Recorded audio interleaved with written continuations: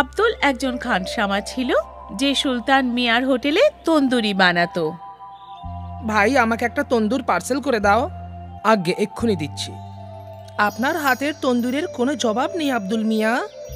আমি অনেক হোটেলের তন্দুর খেয়েছি, কিন্তু আপনার হাতের তন্দুরের মতো স্বাদ কোথাও পাওয়াই যাবে না। ধন্যবাদ, আপনার যে আমার তন্দুরি ভালো লেগেছে সেটাই অনেক।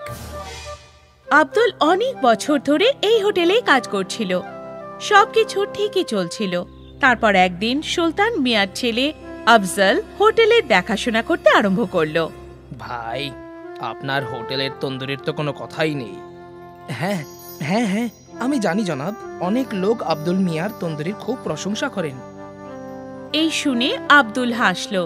সে আফজলের মনে দুষ্টু বুদ্ধির ব্যাপারে জানতো না। আফজল ভেবে রেখেছিল যে ও তন্দুরি কাউন্টার আরো বড় করে বানাবে এবং আরো অনেক খানসামা রাখবে। আব্দুল ভাই, এবার আপনাকে অন্যান্য খানসামাদেরও আপনার মতন তন্দুরি বানাতে শেখাতে হবে। আসলে ব্যাপারটা হলো, আমি তন্দুরির কাউন্টারটা বড় করতে চলেছি যাতে আরো বেশি অর্ডার নিতে পারি, সেই জন্য। হ্যাঁ নিশ্চয়ই, আমি সব খানসামাদের শিখিয়ে দেবো। এই শুনে আফজল খুশি হলো। কিছুদিন পর তন্দুরি কাউন্টার বড় হয়ে গেল। আরো দুজন খানসামা কাউন্টারে এলো, আলতাফ আর আরবাজ। এবার আমাকে ভালো করে দেখো আর শেখো। যদি আমার মতন ভালো করে তন্দুরি বানাতে পারো তাহলে গ্রাহক তোমাদেরও তারিফ করবে। আব্দুল দুজনকে ভালো করে তন্দুরি বানাতে শেখাতে লাগলো। কিছুদিনের মধ্যেই ওরাও আব্দুলের মতন তন্দুরি বানাতে শিখে গেল। আশা করি এবার আপনার হোটেল খুব ভালো ব্যবসা করবে এবং ভালো লাভ করবে। আপনার আশীর্বাদ থাকলে সবই হবে আব্দুল মিয়া। আব্দুল ভালো মনে ওই দুজন খানসামাকে তন্দুরি বানাতে শিখিয়েছিল, কিন্তু আফজল খুব চালাক ছিল। ওর মনে শুধু টাকা রোজগার করার জেদ ছিল। তাই জন্য ও একটা নতুন পোল্ট্রিওয়ালার সাথে সওদা করলো। এই পোল্ট্রিওয়ালা আফজলকে সস্তা দামে মরা মুরগি বিক্রি করতে লাগলো, যার জন্য আফজলের লাভ বেড়ে গেল। তন্দুরি কাউন্টার বড় হয়ে যাওয়ার কারণে গ্রাহকও বেড়ে গিয়েছিল। সবকিছু ঠিকঠাক চলছিল, কিন্তু একদিন যখন আব্দুল বেশ রাত পর্যন্ত হোটেলে ছিল, তখন হোটেলের মালিক সুলতান সেখানে এলো। বাবা আফজল, কেমন চলছে হোটেল? খুব ভালো আব্বা। আমি শুনেছি তুই নাকি পোল্ট্রিওয়ালা বদলে দিয়েছিস। হ্যাঁ আব্বা, এই পোল্ট্রিওয়ালা আমাদের কম দামে মুরগি দিচ্ছে। আচ্ছা, কিন্তু কি করে দিচ্ছে? কারণ সেই মুরগিগুলো আগে থেকেই মরা। ইয়া খোদা, এ কি পাপ করছিস বাবা? এটা ভুল। এরকম পাপ করো না। যদি আমাদের তন্দুরি খেয়ে কারোর শরীর খারাপ হয় তাহলে খোদা আমাদের ক্ষমা করবেন না বাবা। এরকম কিছুই হবে না আব্বা। সব হোটেলওয়ালাই এটাই করে। আমার সব বন্ধুদের হোটেলে এটাই হয়। এখনো কারোর শরীর খারাপ হয়নি, আর আগেও হবে না। আমার কাজ ছিল তোমাকে সাবধান করা, বাকি তোমার ইচ্ছা। এখন এই হোটেল তোমার, আর তুমি এটার মালিক। ভালো হোক বা মন্দ হোক সেটা তোমার সিদ্ধান্ত, ঠিক আছে? সুলতান সাহেব ওখান থেকে চলে গেলেন। এই পুরো কথাবার্তা আব্দুল শুনে নিয়েছিল। কিছুক্ষণ পরে সেও নিজের বাড়ির দিকে চলে গেল। রাত্রে আব্দুল এই ব্যাপারে চিন্তা করতে লাগলো। আমি এমন জায়গায় কাজ করতে পারবো না যেখানে মানুষের শরীর স্বাস্থ্য নিয়ে খেলা করা হয়। এটা একদম ভুল কাজ। কিন্তু আফজল মিয়া আমার কথা শুনবে না। ভালো এটাই হবে যে আমি এই কাজটা ছেড়ে দিই। আব্দুল ভেবে নিয়েছিল যে ও সুলতান হোটেলে খানসামার কাজ ছেড়ে দেবে। পরের দিন সকালেও হোটেলে গেল। আমি কাল সবকিছু শুনে নিয়েছিলাম। এই কাজ করতে আমার মন আমাকে সায় দিচ্ছে না। আমি এই হোটেল ছেড়ে চলে যাচ্ছি। ভালো কথা। তোমার কি মনে হয় তুমি চলে গেলে আমার হোটেল বন্ধ হয়ে যাবে? কখনোই না। কিন্তু তুমি অন্য কোনো হোটেলে কখনো কাজ পাবে না। এটা কিন্তু সত্যি আব্দুল মিয়া। আমি মেনে নিলাম। আমি কাজ না করেও থেকে যাব, কিন্তু বেইমানিতে অংশগ্রহণ করব না। আব্দুল এই কথা বলে সেখান থেকে চলে গেল। ও অনেক হোটেলে কাজ খুঁজতে লাগলো, কিন্তু কোথাও ও কাজ পেল না। ক্লান্ত হয়ে সে একদিন ওর বন্ধু মুস্তাফার সাইকেলের দোকানে গিয়ে বসলো। কি হলো ভাই, আজও কাজ পেলে না? না বন্ধু, জানি না এবার কি করব। আমি তন্দুরি বানানো ছাড়া আর কোনো কাজ করতেও পারি না। তোমাকে কে বলেছে অন্য কাজ করতে? আমি তো এটা বলছিলাম যে তুমি তোমার নিজের তন্দুরির কাউন্টার খুলে ফেলো। অত টাকা নেই আমার কাছে। তন্দুর বানাতে অনেক টাকা লাগে, আর তার উপরে হোটেলও তো চাই না। তার উপর তার ভাড়া, এত কিছু আমি কি করে করব? তোমার দুটো সমস্যার একটাই সমাধান আছে আমার কাছে, একটু অপেক্ষা করো। মুস্তাফা দুটো পুরনো সাইকেলের রিম নিয়ে তার মধ্যে দিয়ে একটা শিক ঢুকিয়ে দিল। নে, তৈরি হয়ে গেছে। এটা কি? বোঝাচ্ছি তোকে। মুস্তাফার কাছে একটা হাতগাড়ি ছিল। মুস্তাফা হাতগাড়ির ওপর একটা লোহার পাট ঢুকে আটকে দিল, আর তারপর সেই তন্দুর ওই হাতগাড়ির ওপর রেখে দিল। এবার এটার নিচে তুই জ্বলন্ত কয়লা রাখ, আর এটা ঘুরিয়ে ঘুরিয়ে তন্দুরি বানা। আরে বাহ, এটা তো খুব ভালো। তুই এটা ভাবলি কি করে? আমি তোর সাহায্য করতেই চাইছিলাম, তাই এটা আমার মাথায় এলো। ধন্যবাদ ধন্যবাদ আমার বন্ধু। পরের দিন আব্দুল তার হাতগাড়িতে তন্দুরি বিক্রি করতে লাগলো। আব্দুল তন্দুরি বানাতে পারদর্শী ছিল। ওর হোটেল ছিল না, তাই সে তন্দুরির দামও কম রেখেছিল। আব্দুলের তন্দুরির ঠেলাতে গ্রাহকদের ভিড় লেগেই থাকতো। ওদিকে সুলতান হোটেলে ফুড অফিসারদের রেড হলো, আর মরা মুরগি বিক্রি করার অপরাধে হোটেল সিল করে দেওয়া হলো, আর আফজালকে জেলে বন্দি করে দেওয়া হলো। হয়তো এটাই প্রকৃতির নিয়ম, ভালোর সাথে ভালো হয় আর খারাপের সাথে খারাপ। তাই জন্য কথায় আছে, যার শেষ ভালো তার সব ভালো। আব্দুল একজন খানসামা ছিল, যে সুলতান মিয়ার হোটেলে তন্দুরি বানাতো। ভাই, আমাকে একটা তন্দুর পার্সেল করে দাও। আগে এক্ষুনি দিচ্ছি। আপনার হাতের তন্দুরের কোনো জবাব নেই আব্দুল মিয়া। আমি অনেক হোটেলের তন্দুর খেয়েছি, কিন্তু আপনার হাতের তন্দুরের মতো স্বাদ কোথাও পাওয়াই যাবে না। ধন্যবাদ, আপনার যে আমার তন্দুরি ভালো লেগেছে সেটাই অনেক। আব্দুল অনেক বছর ধরে এই হোটেলেই কাজ করছিল। সবকিছু ঠিকই চলছিল। তারপর একদিন সুলতান মিয়ার ছেলে আফজল হোটেলে দেখাশোনা করতে আরম্ভ করলো। ভাই, আপনার হোটেলের তন্দুরির তো কোনো কথাই নেই। হ্যাঁ হ্যাঁ হ্যাঁ, আমি জানি জনাব, অনেক লোক আব্দুল মিয়ার তন্দুরির খুব প্রশংসা করেন। এই শুনে আব্দুল হাসল। সে আফজলের মনে দুষ্ট বুদ্ধির ব্যাপারে জানতো না। আফজল ভেবে রেখেছিল যে ও তন্দুরি কাউন্টার আরো বড় করে বানাবে এবং আরো অনেক খানসামা রাখবে। আব্দুল ভাই, এবার আপনাকে অন্যান্য খানসামাদেরও আপনার মতন তন্দুরি বানাতে শেখাতে হবে। আসলে ব্যাপারটা হলো, আমি তন্দুরির কাউন্টারটা বড় করতে চলেছি, যাতে আরো বেশি অর্ডার নিতে পারি, সেই জন্য। হ্যাঁ নিশ্চয়ই, আমি সব খানসামাদের শিখিয়ে দেবো। এই শুনে আফজল খুশি হলো। কিছুদিন পর তন্দুরি কাউন্টার বড় হয়ে গেল। আরো দুজন খানসামা কাউন্টারে এলো, আলতাফ আর আরবাজ। এবার আমাকে ভালো করে দেখো আর শেখো। যদি আমার মতন ভালো করে তন্দুরি বানাতে পারো, তাহলে গ্রাহক তোমাদেরও তারিফ করবে। আব্দুল দুজনকে ভালো করে তন্দুরি বানাতে শেখাতে লাগলো। কিছুদিনের মধ্যেই ওরাও আব্দুলের মতন তন্দুরি বানাতে শিখে গেল। আশা করি এবার আপনার হোটেল খুব ভালো ব্যবসা করবে এবং ভালো লাভ করবে। আপনার আশীর্বাদ থাকলে সবই হবে আব্দুল মিয়া। আব্দুল ভালো মনে ওই দুজন খানসামাকে তন্দুরি বানাতে শিখিয়েছিল, কিন্তু আফজল খুব চালাক ছিল। ওর মনে শুধু টাকা রোজগার করার জেদ ছিল। তাই জন্য ও একটা নতুন পোল্ট্রিওয়ালার সাথে সওদা করলো। এই পোল্ট্রিওয়ালা আফজলকে সস্তা দামে মরা মুরগি বিক্রি করতে লাগলো, যার জন্য আফজলের লাভ বেড়ে গেল। তন্দুরি কাউন্টার বড় হয়ে যাওয়ার কারণে গ্রাহকও বেড়ে গিয়েছিল। সবকিছু ঠিকঠাক চলছিল, কিন্তু একদিন যখন আব্দুল বেশ রাত পর্যন্ত হোটেলে ছিল, তখন হোটেলের মালিক সুলতান সেখানে এলো। বাবা আফজল, কেমন চলছে হোটেল? খুব ভালো আব্বা। আমি শুনেছি তুই নাকি পোল্ট্রিওয়ালা বদলে দিয়েছিস। হ্যাঁ আব্বা, এই পোল্ট্রিওয়ালা আমাদের কম দামে মুরগি দিচ্ছে। আচ্ছা, কিন্তু কি করে দিচ্ছে? কারণ সেই মুরগিগুলো আগে থেকেই মরা। ইয়া খোদা, এ কি পাপ করছিস বাবা? এটা ভুল, এরকম পাপ করো না। যদি আমাদের তন্দুরি খেয়ে কারোর শরীর খারাপ হয়, তাহলে খোদা আমাদের ক্ষমা করবেন না বাবা। এরকম কিছুই হবে না আব্বা, সব হোটেলওয়ালাই এটাই করে। আমার সব বন্ধুদের হোটেলে এটাই হয়। এখনো কারোর শরীর খারাপ হয়নি, আর আগেও হবে না। আমার কাজ ছিল তোমাকে সাবধান করা, বাকি তোমার ইচ্ছা। এখন এই হোটেল তোমার, আর তুমি এটার মালিক। ভালো হোক বা মন্দ হোক, সেটা তোমার সিদ্ধান্ত, ঠিক আছে? সুলতান সাহেব ওখান থেকে চলে গেলেন। এই পুরো কথাবার্তা আব্দুল শুনে নিয়েছিল, কিছুক্ষণ পরে সেও নিজের বাড়ির দিকে চলে গেল। রাত্রে আব্দুল এই ব্যাপারে চিন্তা করতে লাগলো। আমি এমন জায়গায় কাজ করতে পারবো না যেখানে মানুষের শরীর স্বাস্থ্য নিয়ে খেলা করা হয়। এটা একদম ভুল কাজ। কিন্তু আফজল মিয়া আমার কথা শুনবে না।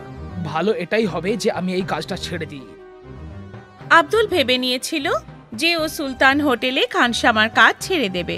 পরের দিন সকালেও হোটেলে গেল। আমি কাল সবকিছু শুনে নিয়েছিলাম। এই কাজ করতে আমার মন আমাকে সায় দিচ্ছে না। আমি এই হোটেল ছেড়ে চলে যাচ্ছি। ভালো কথা।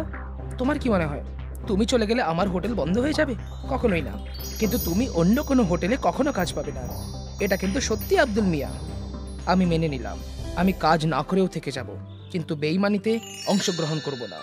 আব্দুল এই কথা বলে সেখান থেকে চলে গেল। ও অনেক হোটেলে কাজ খুঁজতে লাগলো, কিন্তু কোথাও ও কাজ পেল না। ক্লান্ত হয়ে সে একদিন ওর বন্ধু মুস্তাফার সাইকেলের দোকানে গিয়ে বসলো। কি হলো ভাই, আজও কাজ পেলে না? না বন্ধু, জানি না এবার কি করব। আমি তন্দুরি বানানো ছাড়া আর কোনো কাজ করতেও পারি না। তোমাকে কে বলেছে অন্য কাজ করতে?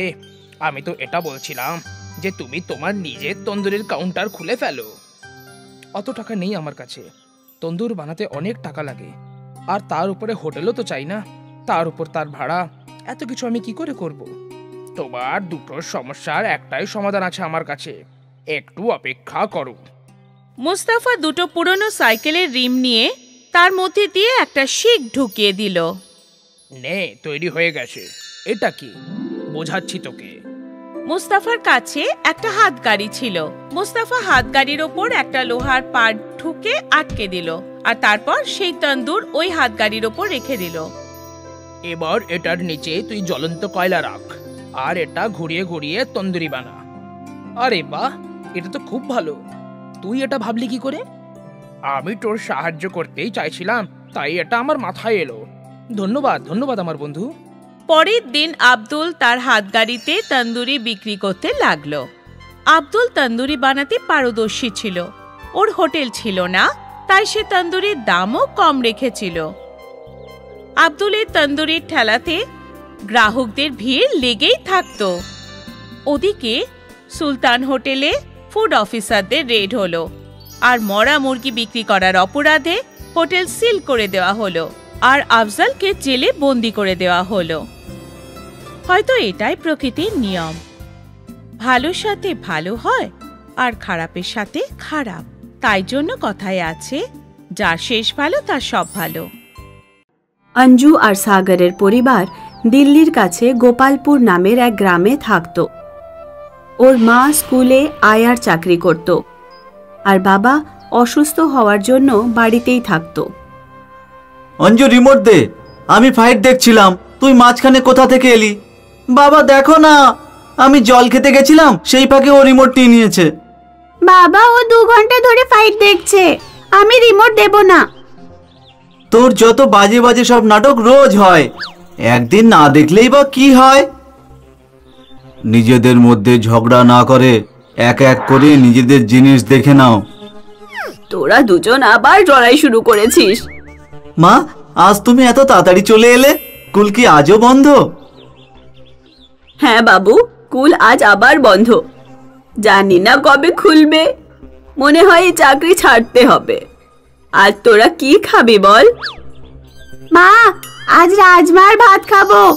আপনার হাতে রাজমা ভাত খেতে খুবই ভালো লাগে। কিছুদিন পর অঞ্জু আর সাগরের মার চাকরি চলে গেল।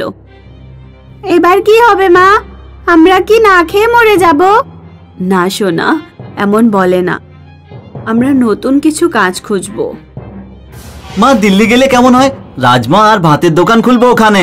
আমার বন্ধু রাজুর বাবার দিল্লিতে ছোলে ভাটুরার দোকান আছে। রাজু বলছিল ওর বাবা প্রতি মাসে 40,000 টাকা করে রোজগার করে।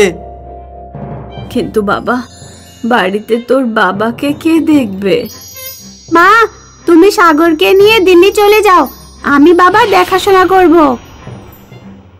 সাগর আর তার মা দিল্লি পৌঁছায়। ওরা একটা ঠেলা বানায় আর একটা ব্যস্ত রাস্তায় রাজমা ভাত বেচতে শুরু করে। মা রাজমা ভাত বানাতো আর সাগর লোকজনকে খাওয়াতো। আসুন, সুস্বাদু রাজমা ভাত খেয়ে যান, মাত্র 20 টাকা প্লেট। আসুন, রাজমা ভাত খেয়ে যান। কিছুদিনের মধ্যেই সাগরের ঠেলার কাছে রাজমা ভাত খাওয়ার জন্য ভিড় জমা হতে থাকে। সাগর আর ওর মা যেখানে নিজেদের ঠেলা দাঁড় করাতো তার ঠিক পেছনে একটা নিরামিষ হোটেল ছিল। হোটেলের মালিক সুমন রেড্ডি যখন দেখল যে হোটেলের সামনে এক রাজমা ভাত বিক্রি করার ভালো রোজগার করছে, তখন তার ঈর্ষা হতে লাগলো। যদি এই মহিলা আর তার ছেলে রাজমা ভাত বেচে এমন কামাতে পারে, তাহলে ওরা একদিন আমার মতো হোটেলও খুলে ফেলবে। আমার যে করেই হোক এদের ব্যবসা বন্ধ করতেই হবে। একদিন সুমন রেড্ডি সকাল সকাল নিজের এক চেনা পুলিশ নিয়ে সাগরের ঠেলার কাছে এলো। নিজেদের ঠেলা এখান থেকে সরাও। তোমার আমার হোটেলের সামনে ঠেলা লাগিয়েছো আর তোমরা রাস্তাও জ্যাম করছো। সাগর আর তার মা ঠেলা সরানোর আগেই সুমন ওদের ঠেলায় লাথ মারে আর ঠেলা কিছুটা এগিয়ে উল্টে যায়। সুমনের সাথে একটা পুলিশও ছিল, সেই জন্য সাগর আর তার মা সুমনকে কিছুই বলতে পারে না। ওরা চোখে জল নিয়ে থমকেই থাকে। মা, আমি এক্ষুনি গিয়ে সুমনের দাঁত ভেঙে দেবো। না বাবু, এটা শহর, আমাদের গ্রাম নয়। পুলিশ তোকে ধরে ফেলবে। আইন সব সময় বড় লোকেদের থেকেই থাকে। আমরা অন্য কোথাও না হয় ঠেলা লাগাবো। ঠেলা পড়ে যাওয়ার দরুন সব রাজমা ভাত মাটির সাথে মিশে নষ্ট হয়ে গেছিল। মা, আমাদের নতুন রাজমা আর চাল কিনতে হবে। রাস্তায় একজন রাজমা আর চাল বেচতে আসে। দাদা, রাজমা আর চালের দাম কত? নিয়ে নিন দিদি ভাই, আপনার জন্য কম করে দেব।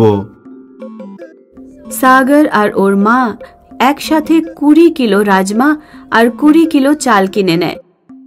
পরের দিন যখন ওরা রাজমা ভাত বানিয়ে এক কাস্টমারকে দিল, তখন কাস্টমার বলল, আপনার রাজমা ভাতে চিকেনের গন্ধ পাচ্ছি। রাজমা ভাতে চিকেনের স্বাদ? এটা কি করে হয়? সাগর আর ওর মা রাজমা আর ভাত খেয়ে দেখে। তাদেরও মনে হয় যেন সুস্বাদু চিকেন খাচ্ছে। মানুষের মধ্যে রাজমা ভাতে চিকেনের স্বাদের কথা ছড়িয়ে পড়ে আর দূর দূর থেকে মানুষ সাগরের ঠেলায় এসে রাজমা ভাত খেতে থাকে। ভিড় এত বেড়ে যায় যে ওরা অঞ্জুকেও ডাকতে বাধ্য হয়। মাত্র 20 টাকার রাজমা ভাতে চিকেনের স্বাদ? কে না ছাড়তে চাইবে এটা?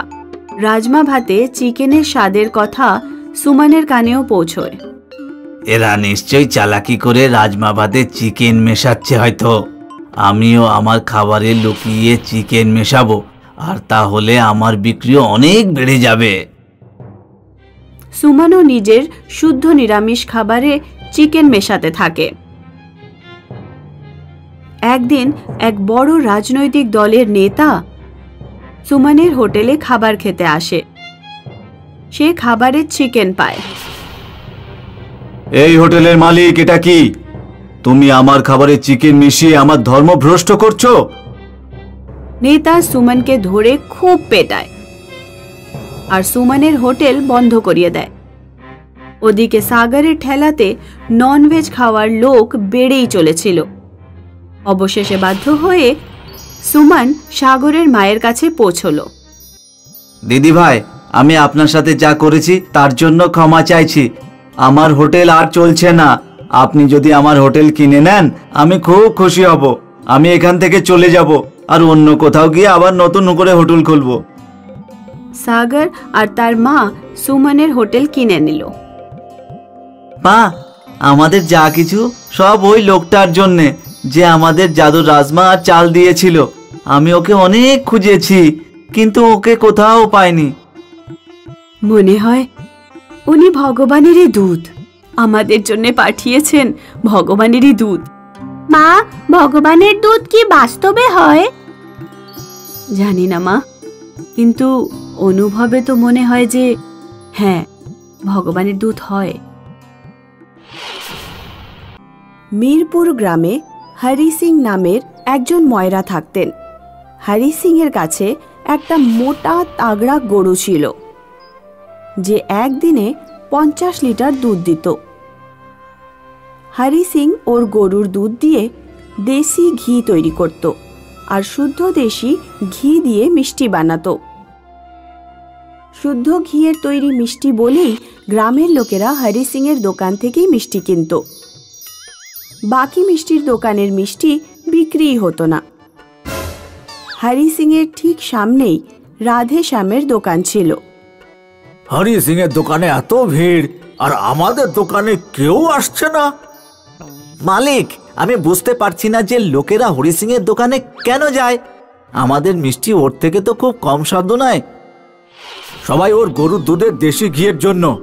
ওর গরু না হয়ে কামধেনুর গরু হয়ে গেছে। আগে তো গরিব ছিল, কিন্তু গরুর জন্য বড় লোক হয়ে গেছে। হরি সিং বিয়ের বরযাত্রী যেতে খুব ভালোবাসত। গ্রামের সব বিয়ের বরযাত্রীতে ও যেত। একদিন হরি সিং ট্রলিতে চেপে বরযাত্রী যাচ্ছিল। বরযাত্রী রাস্তায় এক জায়গায় দাঁড়ালো। হরি সিং ট্রলি থেকে নেমে জঙ্গলে এক জায়গায় টয়লেট করতে গেল। হরি সিং এর পেছনে হঠাৎ করে একটা শিয়াল চলে আসলো। এদিক ওদিক না দেখে ভয়ের চোটে ও অনেক দূরে দৌড়তে শুরু করলো। কয়েক কিলোমিটার দৌড়ানোর পরে ও নিঃশ্বাস নিল। শিয়ালের হাত থেকে বেঁচে গেল, কিন্তু ও রাস্তা হারিয়ে ফেলল। কিছুই বুঝতে পারছি না যে কোথায় যাব। হরি সিং জঙ্গলে একটাই রাস্তায় ঘুরতে লাগলো, আর রাত হয়ে গেল। মনে হচ্ছে না আমি জঙ্গল থেকে বের হতে পারবো। হরি সিং নিরাশ হয়ে বসে পড়ল। তখনই ওর কানে একটা ঘন্টার আওয়াজ এলো। হরি সিং ওই আওয়াজের পিছু নিল। ও দেখল একটা চকচকে সাদা গরুর গলায় ঘন্টা বাঁধা আছে। এই গরুটা তো দারুণ দেখতে। হরি সিং গরুটাকে নিজের কাছে বেঁধে রাখল, আর ও নিজের পরিবারের কথা ভাবতে শুরু করে দিল। এই সময় আমি যদি আমার বাড়িতে থাকতাম। গরুটা ঘন্টি বাজালো, আর হরি সিং হঠাৎ করে নিজের বাড়ি পৌঁছে গেল। আরে, এটা কিভাবে হলো? অনেকদিন ধরে তুমি কোথায় গেছিলে? নিশ্চয়ই তুমি প্রতিবেশী বিমলার সাথে পালিয়ে গেছিলে। ও তো অনেকদিন ধরে গ্রামে নেই। না, আমি লালা চৌধুরীর বরযাত্রীতে গিয়েছিলাম। জঙ্গলে হারিয়ে গিয়েছিলাম। এই দেখো, জঙ্গল থেকে আমি কি পেয়েছি। তুমি কি কখনো এত সুন্দর চকচকে গরু দেখেছো কখনো? এ তো সাক্ষাৎ কামধেনু মনে হচ্ছে। কামধেনু? হ্যাঁ, কামধেনু হলো এমন গরু, ওর কাছে যা চাইবে সেটাই পেয়ে যাবে। বেদ আর পুরাণে এর কথা লেখা আছে। আমি হয়তো এই গরুটার জন্যই জঙ্গল থেকে সোজা বাড়ি ফিরতে পেরেছি। তো যদি এই কামধেনু হয়, তাহলে এখনই বোঝা যাবে। হে গায় মাতা, আমার গরম গরম রাবড়ি খেতে ইচ্ছে করছে। গরুটা ঘন্টা নাড়ালো, আর এক পলকে হরি সিং এর হাতে একটা রাবড়ির মটকা চলে এলো। তোমার কথা সত্যি হলো। বাস্তবে এটা কামধেনু গরু। কামধেনু গরু পেয়ে হরি সিং এর খুশির অন্ত ছিল না। এখন আর ওকে মিষ্টি বানাতে হয় না। ও সোজা গরুর কাছে চেয়ে নিত আর দোকানে রেখে দিত। হরি সিং গরুর কাছে বড় বাড়ি আর জমিও চেয়ে নিল। ও ধীরে ধীরে পরিশ্রম করা বন্ধ করে দিল। দোকানের লোক দিয়ে কাজ করাতো, আর যা যা জিনিসের দরকার পড়তো কামধেনু গরুর কাছে চেয়ে নিত। একদিন হরি সিং এর বউ ওকে বলল, এইভাবে বিনা পরিশ্রম করে সব পাওয়া কিন্তু একদমই ঠিক না। ঈশ্বর আমাদের এই জন্য কামধেনু গরু দেয়নি যে আমরা একদম অলস আর অকেজো হয়ে যাই। তুমি পরিশ্রম করতে চাইলে করো। কামধেনু গরু থাকতে আমি কোনো পরিশ্রম কেন করব বলো তো? হরি সিং নিজের পুরনো গরুর খেয়াল রাখা বন্ধ করে দিয়েছিল। ওর খেয়াল না রাখার জন্য ওই গরুটা একদম দুর্বল হয়ে পড়েছিল। একদিন রাধে শ্যাম হরি সিং এর বাড়িতে এলো আর ও পুরনো গরুটা কিনতে চাইল। তুমি যা দিতে চাও দিতে পারো, এমনিতেও পুরনো গরুটার কোনো প্রয়োজন নেই। রাধে শ্যাম পুরনো গরুটার খুব ভালোভাবে দেখাশোনা করলো আর ওর ঘি দিয়ে মিষ্টি বানিয়ে বিক্রি করতে শুরু করলো। রাধে শ্যামের ভালো বিক্রি শুরু হয়ে গেল। ওইদিকে হরি সিং বিনা পরিশ্রম করে সব রকম সুখ সুবিধা ভোগ করছিল। একদিন হঠাৎ করে হরি সিং যখন ঘুম থেকে উঠল তখন ও দেখল যে ও পুরনো বাড়িতেই আছে। ও বাইরে গেল। কামধেনু গরুটা ওর উঠোনে ছিলই না। রুকমিনী, আমাদের গরুটা কোথায় চলে গেল? আর আমাদের বাড়িটা আগের মতো কেন হয়ে গেল? আমিও সকাল থেকে গরুটাকেই খুঁজছি। দোকানের সব মিষ্টিও উধাও হয়ে গেছে। আমি যে ভয়টা পেয়েছিলাম সেটাই হলো। তুমি পরিশ্রম করা ছেড়ে দিয়েছিলে, সেই জন্য কামধেনু গরুটা আমাদের কাছ থেকে চলে গেছে। হে ভগবান, এটা কি সর্বনাশ হয়ে গেল! হরি সিং জোরে জোরে কাঁদতে লাগলো আর চিৎকার করতে করতে ক্ষমা চাইতে লাগলো। হে ভগবান, কামধেনু গরুটা ফিরিয়ে দাও। এখন থেকে আমি রোজগার পরিশ্রম করব, এইভাবে আর বেকার বসে থাকবো না। ওদিকে যখন রাধে শ্যাম জানতে পারল যে হরি সিং এর কামধেনু গরু উধাও হয়ে গেছে, তখনও খুব খুশি হলো। রাধে শ্যাম ওর চাকরকে বলল, এখন হরি সিং এর দোকান চালাতে পারবে না, সেই জন্য আমায় মিষ্টিতে খুব ভেজাল মেশাতে পারবো। আজ থেকে শুদ্ধ দেশি ঘিয়ের মিষ্টি বন্ধ, নকল দেশি ঘিয়ের মিষ্টি বানানো শুরু করো। রাধে শ্যাম বেশি করে ভেজাল দিয়ে মিষ্টি বানিয়ে রোজগার করা শুরু করলো।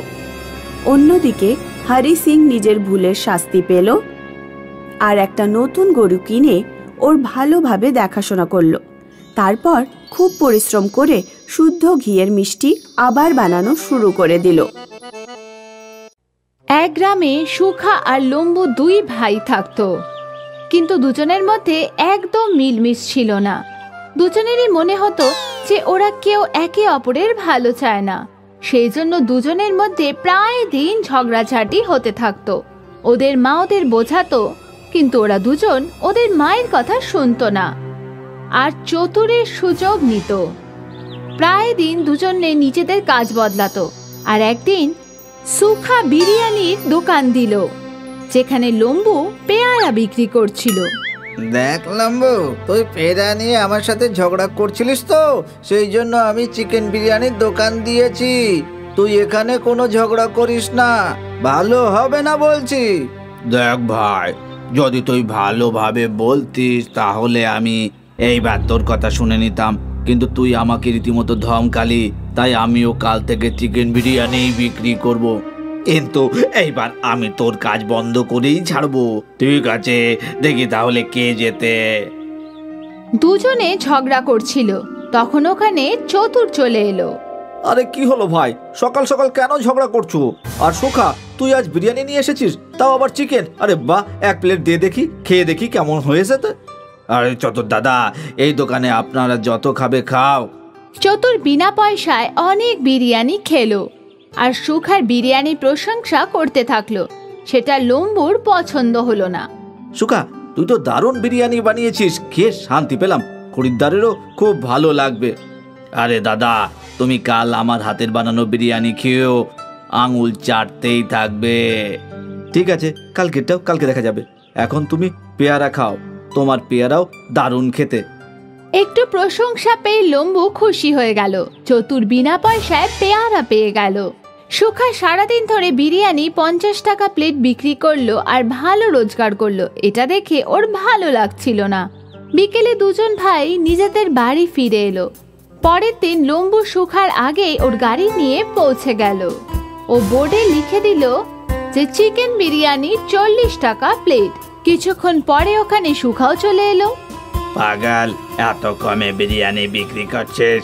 আজ আমি দেখবো যে তুই কিভাবে তোর বিরিয়ানি বিক্রি করিস। দুই ভাইয়ের দামের মধ্যে পার্থক্য দেখে লোকজন লম্বুর কাছেই যাচ্ছিল আর সস্তা হওয়ার কারণে পেট ভরে বিরিয়ানিও খাচ্ছিল। এটা দেখে সুখাও বিরিয়ানি সস্তা করার কথা ভাবলো। আর ও 50 টাকার বদলে 40 টাকা লিখে দিল। এখন দুই ভাই সমানভাবে টক্কর দিচ্ছিল আর বিরিয়ানি বিক্রি করে বিকেলে বাড়ি ফিরে আসে। আমি শুনেছি তোমরা দুজন আজও নিজেদের লোকসান করে এসেছো। মা, ও আমাকে ধমকি দিয়েছিল আর এখন আমি ওর কাজ বন্ধ করেই ছাড়বো। মা, যখন তুমি কিছু জানো না তখন কিছুই বলতে যেও না তুমি।